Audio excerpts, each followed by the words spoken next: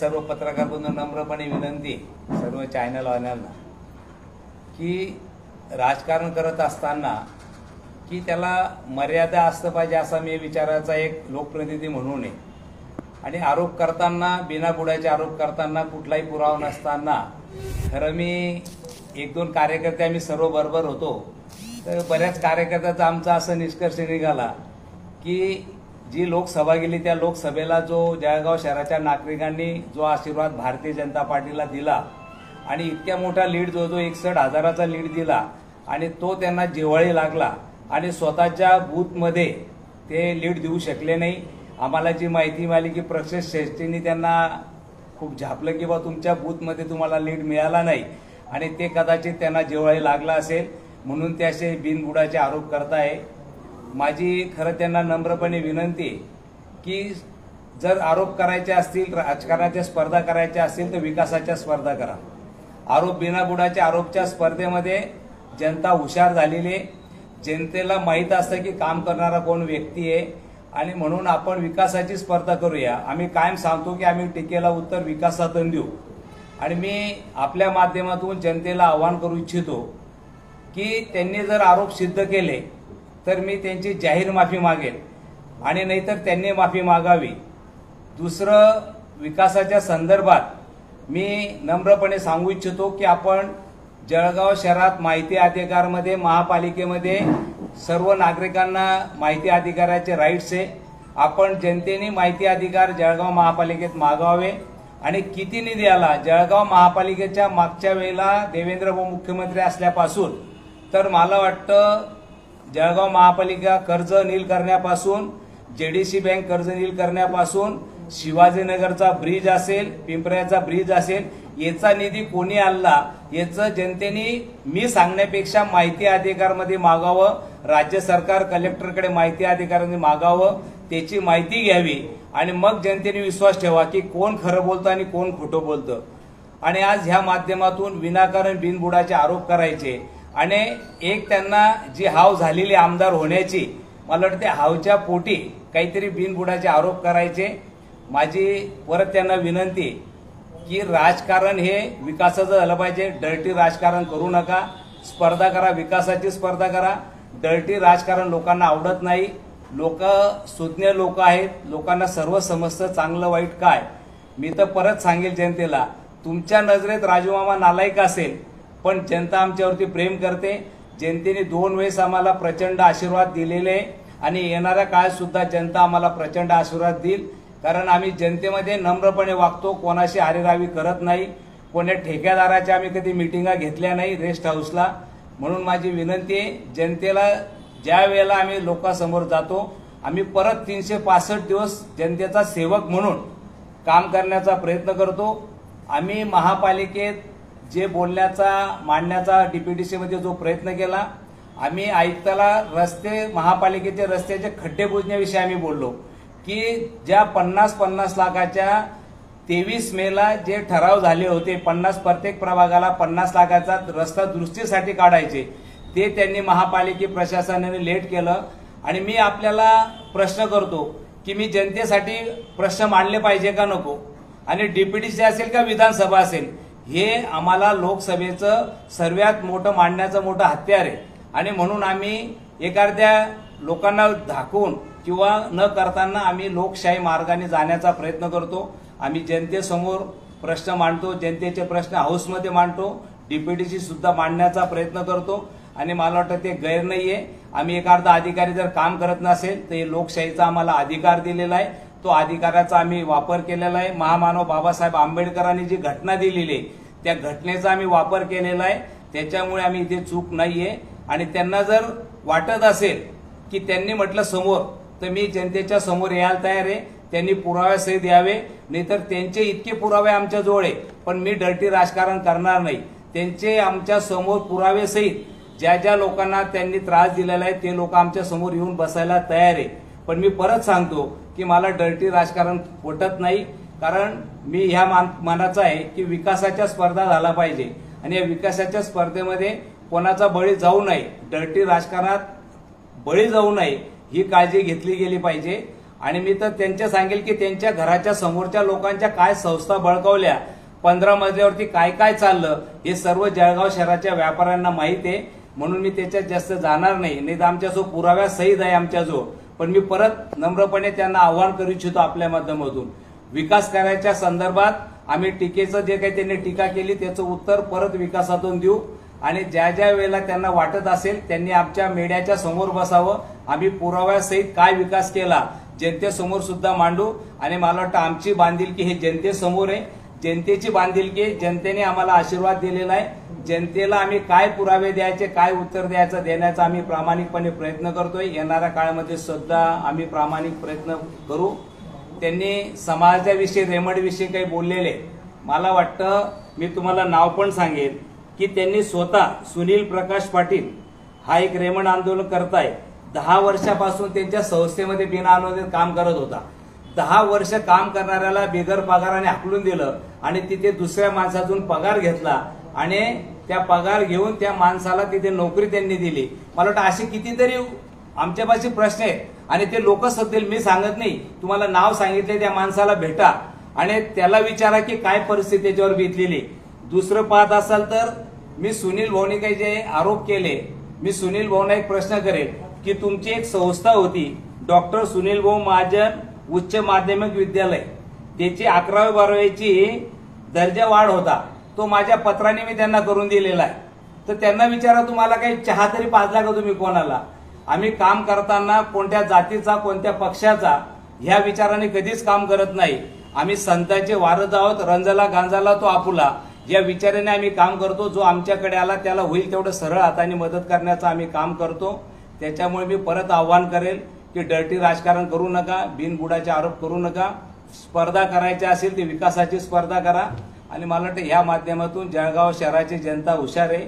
आम्ही भारतीय जनता पार्टीचे कार्यकर्ते सतत 365 दिवस जनतेच्या सेवेमध्ये काम करतो. आणि आमचे नेते नामदार गिरीश भाऊच्या माध्यमातून, रेमंडच्या माध्यमातून विनाकारण त्यांना बदनाम करण्याचं काम त्यांनी केलेलं आहे. त्याच्यामध्ये हा वर्करांचा विषय होता, आम्ही त्यांच्याशी बोललो होतो, त्यांचा विषय भाऊंना पण मांडला, आम्ही तो विषय मुख्यमंत्र्यांकडे पण पोहोचवला. आणि पण त्याच्यामध्ये टेक्निकल गोष्टीच्या अडचणीतून मार्ग काढायचा ही चर्चा करायची ठरली होती. पण विनाकारण त्याच्यामध्ये सुद्धा यांनी राजकारण केलं. यांना लोकांचे घरावरती आपली पोळी कशी भासता येईल या उद्देशाने ते राजकारण करता. मी परत सांगेल, लोकांचा मदत करण्याच्या भूमिकाने जा. लोकांच्या तुमच्या राजकारणामुळे लोकांचे संसार उद्ध्वस्त होतील असं राजकारण तुम्ही डर्टी करू नका. समस्या सोडवायच्या असतील तर चर्चा करून सुटतात. आपण बसा, समोर बसा, आपण त्याच्यातून मार्ग निघू शकतो. पण डर्टी राजकारणातून मार्ग निघत नाही, याच्यातून लोकांचे संसार उद्ध्वस्त होता. म्हणून मला वाटतं आपण पुन्हा सांगेल की विकासाची स्पर्धा करूया, हेच मी आवाहन करू इच्छितो. आपल्या जावयावर पण त्यांनी आरोप केलेले आहेत, काय सांगाल?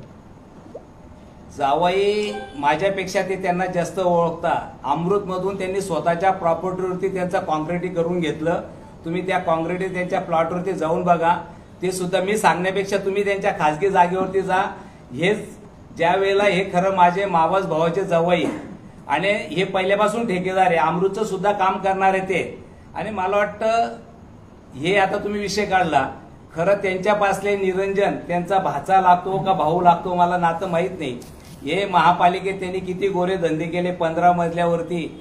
आणि एवढं नाही, मेरून तलावाचं पाणी तुम्ही जाऊन बघा की मेरून तलावावर निरंजन महाजनच्या शेतात पाईपलाईन कुठून आलेली हे मी सांगत नाही. निरंजन महाजनच्या शेतामध्ये मेरून तलावावर पाईपलाईन गेली का नाही तिथे जाऊन बघा. पाणी चोरण्याचं काम सुद्धा यांनी केलं. एवढं नाही तर या निरंजन महाजन त्यांच्या जवळच्या माणसांनी भंगारची, इंग्रजांकाळची, ब्रिटिश काढली टाकलेली पाईपलाईन गिरणा पंपिंगची फुकट भावात भंगारमध्ये मला वाटतं एक्स्ट्रा नसताना त्यांनी तिथून सुद्धा त्याचा धंदे केले ते काढण्याचे. असे कितीतरी प्रश्न आहेत. पण तरी मी सांगतो की मला त्याच्या तुम्ही प्रश्न केला म्हणून मी तुम्हाला सांगतोय, मला डर्टी राजकारण पटत नाही. मी परत सांगेल की विकासाच्या स्पर्धा करा. जळगाव शहराच्या विकासासाठी तुमची आमची मदत लागली आम्हाला अगदी आम्ही तुमच्या घरी येऊन चर्चा करायला तयार आहे. पण विकासाचं राजकारण डर्टी करू नका. आमदारचे स्वप्न पाहण्यासाठी काहीतरी आरोप करायचे बिनाबुडाचे. आणि मी आपल्यालाही, आपण मला 20-25 वर्षापासून ओळखता, सर्व पत्रकार चांगले मित्र आहेत. आणि परत सांगेल की तुम्ही शनिशा केल्याशिवाय कोणतीही गोष्ट, दूधचं दूध पाणीचं पाणी करायचं असेल, शनिशा केल्याशिवाय आपण मला वाटतं जनतेसमोर मांडता जाऊ नये. कारण एखाद्याच्या भावना दुखवणं. आता मी जर असं म्हणेन की म्हणजे आता परत मी भावनिक होईल की कोणाच्या फॅमिली डिस्टर्ब करणं. मी माझ्या मुलाच्या डोक्यावर हात ठेवून सांगतो की ज्यांनी बाय-5चे सांगितले त्यांनी सुद्धा पुरावा द्यायचा. त्या दिवशी मी माझ्या मुलाच्या डोक्यावर हात ठेवून शपथ खातो की त्यांनी प्रूफ करून द्यायचं, नाही तर मी राजकारणातून निवृत्त होईल ज्या दिवशी प्रूफ झालं त्या दिवशी. म्हणजे इतक्या भावनेने आम्ही बोलतोय. याच्याहून आपण लोकांसमोर मांडण्याचा प्रयत्न केला पाहिजे. आणि ह्या माध्यमातून फक्त राजकारण करायचं आणि विनाकारण कोणाला तरी बदनाम करण्याचं काम मला वाटतं हे करतायत आणि यांचा तो धंदा आहे. म्हणून मी परत सांगेन की सुनील भाऊ विकासाच्या स्पर्धा करा, विनाकारण डर्टी राजकारण करू नका, एवढीच त्यांना विनंती. 2 कोटी रुपयाचा पण आरोप केला. तेच सांगतो मी तर माझ्या मुलाच्या डोक्यावर हात ठेवून सांगतो, शपथ घेऊन सांगतो की त्यांनी समोर आणावं कोणा घेणाराला. 2 लाख 2 कोटी जाऊ द्या, 2 लाख देणारा तो ठेकेदार कोण आहे आम्हाला माहिती. मी तर माझ्या मुलाच्या डोक्यावर त्यांनी ठेवा डोक्यावर अडचण तेवढंच सांगतो की मी सांगतो असं समोर असेल तर तो आव्हान करून सांगतोय मी. राष्ट्रीय महामार्गाच्या कामांमध्ये सुद्धा तुम्ही टक्केवारी घेतली. ते सांगतोय ना मग मी तुम्हाला तोच विषय त्याच्यात जळगाव सांगितलं. शहरात कुठली कंपनी येणार होती की त्याच्यामध्ये 300 कोटीची कुठलीच नाहीये. तुम्ही घ्या ना बघा, एमआयडीसी जावं, आपण माहिती घ्यावं की कोणती 300 कोटीची उत्पन्नाचं रजिस्ट्रेशन झाली येणार होती बा 300 कोटीची. आणि जो एमएससीबीचा विषय होता, आम्ही उद्योग मंत्र्याकडे मिटिंग लावली, तिथे मिटिंग कोणता उद्योग गेला इथे तुम्ही माहिती घ्या. मी सांगण्यापेक्षा एमआयडीसी जा की एखाद्या उद्योग रजिस्टर झाला आणि त्याला गेला बुवा असं किंवा कुठे गेला त्याचा पुरावे घ्या, त्यांनी द्यावे पुरावे. किंवा कोण गेला उद्योजक त्यांना विचारा. आपण माहिती घ्या. मी म्हणण्यापेक्षा आपणही माहिती घ्या ना एमआयडीसी मध्ये की कोणता उद्योग गेला. काहीतरी पुरावा असेल ना कोणता उद्योग गेला असं. त्या बैठकीला तुम्ही पण होते असं म्हणणं. हे होत बघा, समस्या आता जळगाव शहराच्या समस्या खूप आहे. आकाश इतकं फाटलेलं आहे की आज जळगाव शहराची रिक्वायरमेंट जर असेल तर 1200 कोटी रुपये लागणार आहे विकासासाठी. एकाच वेळेला 1200 कोटी भेटतील का आपल्याला? टप्प्याटप्प्याने चालू आहे हळूहळू. पण एमएससीबीचा प्रश्न काय होता उद्योजकांचा की त्यांना लोडचा जो होता एमएससीबीचा तर त्या विषय होता, त्या नवीन एमआयडीसी यावी हा विषय होता त्यांचा. एमआयडीसीला 2 कर लागू नये ही करच्या संदर्भात विषय होता की बा एकाच वेळेला एकच कर लागला पाहिजे. त्याच्यापासून त्यांनी सांगितले की बा याच्यामुळे जे कचरा उचलण्याचा तो वेस्टेज कचरा आहे तो महापालिका उचला, हे विषय झाले मीटिंग मध्ये. जळगाव शहरात मामांनी 10 कामं आणावे दाखवावेत काय आणले आमदार तिथून वगैरे त्यांनी असाही आरोप केला. हा, तर त्यांनी त्यांची किंमत लावून टाकलेली आहे. त्यात जाणार नाही. मी तर तुम्हाला परत सांगेल, कामांची लिस्ट आपल्या सर्वांना मी टाकतो लागल्यासारखे. मी आता आलो त्याच्यापासून जास्त काही तयारी केली नाही, पण मी ही कामाची लिस्ट याच्या झेरॉक्स जर आणल्या असतील तर किती कामं आणलेले, हा किती निधी आणलेला आहे. कमीत कमी आता जो 2019-24 पर्यंत 140 कोटीचे आहे ना हे पिंपरा पुलाचे नुसते 140 कोटी रुपये आले जे पूल आले ना. आणि राज्य सरकारचा निधी हा राज्य सरकारचा निधी याच्यामध्ये सर्व. म्हणजे तुम्हाला मी डिटेल देतो, पीडीएफ करून टाकतो सर्वांना लागल्यास तर. पण 10 कामांनी मी तुम्हाला सांगतो. पिंपरा पूल कोणाच्या काळात झाला? शिवाजीनगरचा पूलचा कोणी मांडला विषय हाऊसमध्ये. आणि पिंपरा पूलचा 2019ला शेवटच्या मिटिंगला शेवटला 2019ला चंद्रकांत दादा बांधकाम मंत्री होते, त्यांच्याकडे लागून आम्ही जाऊन बजेटमध्ये पैसे लावलेले 35 कोटी रुपये. शिवाजीनगर शिव कॉलनीतला जो ब्रिज चालू झालेला आहे ना आता, उमेश दादा खासदार असताना आम्ही गडकरी साहेबांकडे गेलो त्या ब्रिजसाठी. गडकरी फोटो लावतो तुम्हाला लागल्यास तर. असे नाही एमआयडीसी साठी आम्ही नवीन एमआयडीसी बांधलो, हाऊसमध्ये बांधलं, त्याचा सर्व्हे झालेला आहे नवीन एमआयडीसीचा. सर्वे करून गेलेला आहे त्या जागेचा. अशी किती कामं आहे. आता हे कामं चालू आहे ना, मी पत्रकारांना आव्हान करेल की बुवा हे इतके कामं चालू आहे, सांगण्याची गरजच नाहीये. जे 100 कोटीचे कामं चालू आहेत, 85 कोटीचे कामं चालू आहेत. निमखेडीचा रस्ता आहे ना झालेला, पिंपरा पूल पासून आता हा रस्ता झालेला शिवाजीनगरचा. तुम्ही गणेश कॉलनीमध्ये जाऊन बघा तुम्ही, तो रस्ता झालेला आहे. असे किती रस्ते सांगता येतील शहरामध्ये. आयत्यानगरमध्ये जाऊन बघा तुम्ही. आणि भरीव कामं तर खूप आहे. असे 10 काय, आम्ही तर 100 कामं देऊ तुम्हाला, लिस्ट देतो 100 कामाची, 10 आणि 100 की जे राज्य सरकारच्या निधीमधून झालेले आणि ज्याचा पाठपुरावा आम्ही नामदार गिरीश भाऊच्या माध्यमातून नेतृत्वातून देवेंद्र भाऊ असतील, मुख्यमंत्री असतील, पालकमंत्री गुलाब भाऊ असतील यांच्या माध्यमातून त्यांच्या आशीर्वादाने आम्ही त्याचा पाठपुरावा केलेला आहे. आणि जळगाव शहरामध्ये विकासाचे कामं आजच्या तारखेला चालू आहे. मामा, आगामी काळामध्ये सार्वजनिक बांधकामाच्या चौकशीविषयी ते मोर्चा काढणार आहे शिवसेना ठाकरे गटातर्फे. काय तो काढावा त्यांनी मोर्चा आणि चौकशीची मागणी करावी. आणि कोण कोणाच्या जवळचे हे तुम्हाला पण माहिती की कोण कोणाच्या जवळचे, रेस्ट हाऊसमध्ये कोणाकोणाच्या मिटिंगा होता आणि कोणी ठेकेदारांना धमकवलं, हे काम तू कर, ते काम कर, हे सर्व रेस्ट हाऊसमध्ये झालेलं आहे. आणि तुमच्यापासून काही वेगळं नाही, ते तुम्हाला पण माहिती आहे सर्व गोष्टी त्या. आणि माझं पत्र लागलं तर माझं पत्र देतो मी, लागलं सर त्यांना चौकशी करा सांगायची, मी दिलेलेच आहे पत्र माझे आज सुद्धा कोणत्याही थर्ड ऑडिट केल्याशिवाय कोणत्याही ठेकेदाराचं पेमेंट देऊ नये हे सुद्धा पत्र आम्ही वारंवार महापालिकेला, कलेक्टरला दिलेले आहे. आणि कोणालाही पाठीमागे घालण्याचं काम नाही. आणि मला वाटतं ते जे सांगतायत ती परत सांगतो, बिनबुडाचे आरोप करतायत आणि थर्ड पार्टी ऑडिट करून पेमेंट द्यावं ही आमची मागणी पहिली संपासून आहे. आम्ही पत्र पण दिलेले त्याच्या संदर्भात. विरोधी पक्ष नेते सुनील महाजनांनी जो आरोप केलेला तुमच्यावर, म्हणजे त्यांच्या आरोपामध्ये काहीच तथ्य नाही का? बिनबुडाचे आरोप आहे. मी परत सांगतो की जळगाव शहराच्या नागरिकांनी भारतीय जनता पार्टीला बहुमत त्याने 62-61 हजाराचा लीड दिला. तो त्यांच्या जिव्हाळी लागला आणि मग कुठेतरी खोटे नोटे आरोप करायचे. कारण जी मी म्हणण्यापेक्षा तुम्ही घ्या की पक्षांनी त्यांना कसं पद्धतीने सांगितलेलं आहे की तुमच्या स्वतःच्या वार्डामध्ये बूथमध्ये लीड मिळाला नाही, तुम्ही एवढ्या मोठ्या पदावरती राहिले, तुम्ही मिळाला नाही, तो जिव्हाळी लागला. साहजिकच आहे, तो प्रत्येकाला लागेल, त्याच्यात त्यांचा दोष नाही. तुम्ही जर म्हणता मी एवढे कामं केले, मलाही वाटेल ते की मी एवढे कामं केल्यानंतर लोकांनी जर आम्हाला आशीर्वाद दिले तो जिव्हाळी लागेल, त्यांच्या जिव्हाळी लागलेला आहे म्हणून ते बिनबुडाचे आरोप करतायत त्याच्यावरती. डीपीडीसी मध्ये तुम्ही जो जळगाव शहराचा रस्त्याचा जो विषय मांडला होता, तिथे तुम्ही जो रस्त्यांचा ते 2 कोटीच्या संदर्भात बोलले होते की बाबा महापालिकेकडे 2 कोटी रुपये नाही का रस्त्यांसाठी, त्याच्यामुळे कदाचित सुनील महाजनांनी आज आरोप केला असावा का असं वाटतं? माझं तेच म्हणणं आहे की तुम्ही बघा, मी परत सांगतो की आयुक्तांनी त्या दिवशी मी परत बोललो होतो की पत्रकारांनी आयुक्ताची नोंद घ्या की जळगाव शहराच्या मूलभूत सुविधा देण्याची जबाबदारी कोणाची आहे? आयुक्ताची. त्यांनी ऐकलं ना, तुम्ही खुलासा केला की आमचे आयुक्ते, कारण जनता टॅक्स ही महापालिकेला भरते, बरोबर आहे. मी तोच प्रश्न केला की तुम्ही सांगा आयुक्तांनी की जबाबदारी कोणाची, तुमची आहे, आमदाराची आहे का राज्य सरकारची आहे? जनतेपासून कर कोण घेतं आणि कर घेतला तर तुम्हाला सुविधा देण्याची जबाबदारी आहे का नाही? तर आम्ही तीच मागणी केली की सुविधा दिल्या पाहिजे. मग तुम्ही कमीत कमी रस्त्याचा आम्ही निधी आणतोय, तुम्ही खड्डे तर बुजण्याचं काम करा, महापालिकेने केलं पाहिजे का नाही? माझा उलट आपल्याला प्रश्न आहे पत्रकारांना, उलट तुम्ही या बाबतीत मांडलं पाहिजे की जनता सफर होते, खड्डे पडलेले, महापालिका जर खड्डे बुजत नसेल तर आमचा साहजिक संताप होणार आहे. आम्ही का बोलू नाही प्रशासनाला? तो आमचा राईट्स आहे. जनतेसाठी भांडलो आम्ही काय आमच्यासाठी नाही भांडलो, जनतेसाठी भांडलो आम्ही. मग तुमच्या काय जिव्हाळी लागलं तेवढं? जळगाव शहरासाठी निधी मिळवून देण्याचा मोठेपणा दाखवता आरोप केला त्याने. त्याच्यामध्ये असं म्हटलंय दुसरीकडे रस्त्याचे काम स्वतःकडे घेऊन त्यात टक्केवारी घ्या, निकृष्ट दर्जाचे काम होता याच्यामध्ये. हे बघा, मी परत सांगतो, लोकप्रतिनिधीचं, पालकमंत्र्याचं निधी आणून देण्याचं काम असतं. नंतर मी परत सांगेल, आपण स्वतः पत्रकार आहात, याची आपण माहिती घ्यावी की निधी आल्यानंतर जी खालची प्रक्रिया असते, GR आल्यानंतर हे मग महापालिका असेल का PWC या प्रशासनाने करायची असते. त्याच्यामध्ये कोणत्याही त्रुट्या होऊ नये ही जबाबदारी प्रशासनाची असते. त्याच्यामध्ये दर्जा सुद्धा चांगल्या क्वालिटीचा दर्जा व्हावा ही सुद्धा जबाबदारी प्रशासनाची असते. आम्ही वारंवार तक्रारी केल्या आहे. मी हाऊसमध्ये सुद्धा मांडले, B&Cचं मांडलेलं आहे. मी तुम्हाला क्लिप टाकतो, B&Cचं टाकले की B&Cचा कामाचा दर्जा होते हे मी मांडलेलं आहे, ऐकून घ्या, हाऊसमध्ये.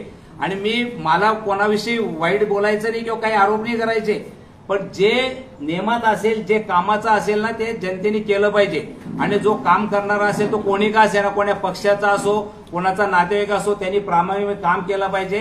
कारण हा जो जनतेतल्या निधीतून जो विकास होतो ना, याला कोणामागे पाठीमागे घालण्याचं कामच नाही, कोणीच घालू शकत नाही त्यांना पाठीमागे. एकीकडे महानगरपालिकेचे कामं PWDकडे वर्ग करायचे आणि DPDC मध्ये हा मुद्दा महानगरपालिकेवर रोष व्यक्त करायचा असा सवालही त्यांनी उपस्थित केलाय तुमच्यावर. असं आहे, आपण महापालिकेत आम्ही बऱ्याच वेळेला मीटिंग घेतल्या आणि मी परत पत्रकार बांधवांना परत विनंती करेन की महापालिकेमध्ये स्टॉप आहे का, महापालिकेकडे इंजिनियर किती, महापालिकेकडे सिटी इंजिनियर ते आहे का आजच्या तारखेला. सोनगिरे हायटेक आला, सोनगिरे सुद्धा नेमाने सिटी इंजिनियर नाहीये, आरोग्य अधिकारी नेमाने नाही आजच्या तारखेला महापालिकेकडे. मग एकीकडे अधिकारी नाहीये तुमच्याकडे, तुम्ही इस्टिमेट जर बनवायचा असेल, आज सुद्धा सांगतो तुम्हाला 72-70 कोटीचा प्रस्ताव आज शासनाकडे पडू नये, फक्त महापालिकेचं पत्र पाहिजे टीएस लावण्याचं. आम्ही पीडब्ल्यू लावलेलं आहे, पण तो सुद्धा टीएस आजच्या तारखेला दिलेला नाही. तर आमचा संताप होणार आहे. जर आम्हाला महापालिका मदत करत नसेल तर आम्ही बोलणार, जनतेसाठी बोलणार. आमचं काही घरचं काम नाहीये. आम्ही जनतेसाठी भांडणारच का, आणि आमचा अधिकार आहे तो का बोलू नये. आणि तुम्ही माहिती घ्या ना, अधिकारी आहे का नाही तिथे, त्यांची मॅन पॉवर आहे का त्यांच्याजवळ. जर तुमच्याकडे मॅन पॉवर नसेल, त्यांनी हमी घ्यावी की आम्ही जबाबदारी घेतो, येणारा निधी आम्ही महापालिकेत आणू. हमी घ्यावी कोणी आयुक्तांनी की आम्ही मदत करायला तयार आहे, आमच्याकडे पूर्ण स्टॉप आहे, आम्ही महापालिकेत आणू निधी. अनेक डीपीडीसीच्या बैठकी झाल्या, 10 वर्षानंतर मामांना जाग आली का असं त्यांनी. असं आहे ताई, तुम्ही डीपीडीसी प्रोस्टेंट बुक मध्ये बघा. तुम्ही स्वतः प्रेसमध्ये असाल तर हा प्रश्न तुम्ही केलाच नको पाहिजे होता, याचं उत्तर तुमच्याजवळच राहायला पाहिजे होतं, असं माझं वैयक्तिक मत आहे. एक डीपीडीसी मीटिंग दावा की मी बोललो नसेल, 10 वर्षामध्ये एक डीपीडीसी मीटिंग दावा की राजू मामा जळगाव शहराचा विषय मांडला, एमएससीबीचा मांडला असेल, रस्त्याचा मांडला असेल, उद्योगाचा मांडला असेल. एवढंच नाही, सर्वात पहिले मीटिंगमध्ये वाघनगरला पाणी नसताना मी विषय मांडणार होतो. वाघनगरला जी सावखेड्याची योजना मंजूर झाली ना पाणी पुरवठ्याची, तिचा प्रत्येक पाठपुरावा करून आज सावखेड्याची योजना जी 17 कोटीची झालेली आहे, ती फक्त डीपीडीसीत भांडल्यामुळे मंजूर झालेली आहे. आणि पुराव्यासहित सांगतो मी तुम्हाला. आणि कलेक्टर ऑफिसला प्रोसेंट बुक बघा. एक मीटिंग दावा की राजूमामा बोलले नसतील. एक मीटिंग अजित दादा होते आलेले नियोजनच्या मीटिंगला विरोधात, त्यावेळेला सुद्धा बोललेलो मी. अशी एक विरोधात असेल का सत्तेत असेल, एक मीटिंग दावा. गुलाब भाऊने पालकमंत्री असताना मीटिंग निधी दिला होता डीपीडीसीला, विरोधात होतो, पण गुलाब भाऊचं अभिनंदन केलं होतं की भाऊ तुम्ही जळगाव महापालिकेला निधी दिला त्यावेळेला. माझं काय म्हणणं आहे, तुम्ही पत्रकारात शहनिशा केली गेली पाहिजे. राजू मामा 10 वर्षात बोलला नाही, पुरावे तर आहे ना राजू मामा बोलला का नाही, हे तर लपणार नाही पुरावे.